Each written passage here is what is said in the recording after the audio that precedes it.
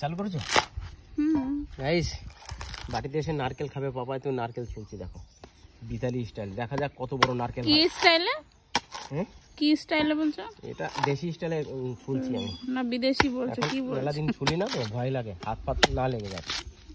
ভালোই তো পারো আবার কথা। ঠিক আছে দেখা যাক কত বড় হয়। নাটক বেশি করে পারে গাইস, সবই পারে, নাটক বেশি। কত বড় নারকেলটা হয় তোমরা। এটা সত্যি অনেকদিন প্র্যাকটিস না থাকলে স্বাভাবিক একটু ভয় লাগে। অনেকদিন পরেই কাটছে, প্রায় 1 বছর পরেই কাটছে না? 1 বছর কত বছর? 4-5 বছর বাড়ি এসে কাটুনি না? না তাহলে 4-5 বছর হয়ে গেছে। এই দেখো গাইস সেই নারকেল, তা তো সুন্দর কাটলে। এত সুন্দর নারকেল পাবা দেখতে, দেখো কত সুন্দর গাছের, সেই নারকেল গাছের। নাও বাবা পেরে দিল।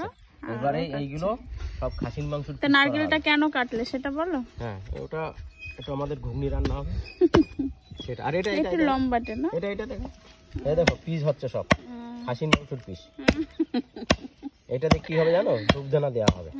এই দেখো খাসির মাংসের পিস, সেই পিস একটু দেখিয়ে দাও। কোথায় চলে যাচ্ছে কাটছে? পিস এগুলো হবে, এগুলো যাদের 1 কিলো লাগবে আস্তে কাটো তুমি।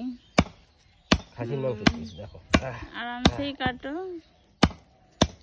হাত সাবধান, বড় দাঁত দিয়ে কাটছে। কেমন লাগলো? সুন্দর কেটেছে না?